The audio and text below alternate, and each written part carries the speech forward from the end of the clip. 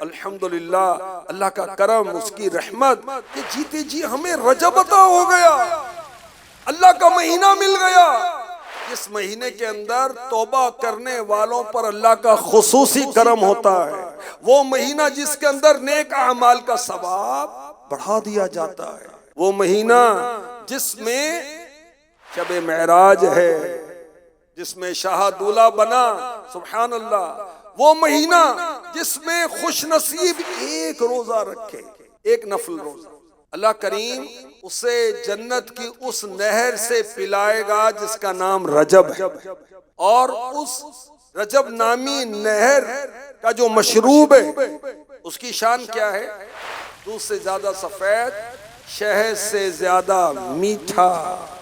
اللہ اکبر۔ اللہ کریم رجب کا احترام بھی نصیب فرمائے، گناہوں کی سچی توبہ بھی نصیب فرمائے، ہمیں کثرت کے ساتھ تلاوت کرنے کی سعادت عطا فرمائے، ہمیں کثرت کے ساتھ اللہ کو یاد کرنے کی، نمازیں پڑھنے کی توفیق عطا فرمائے۔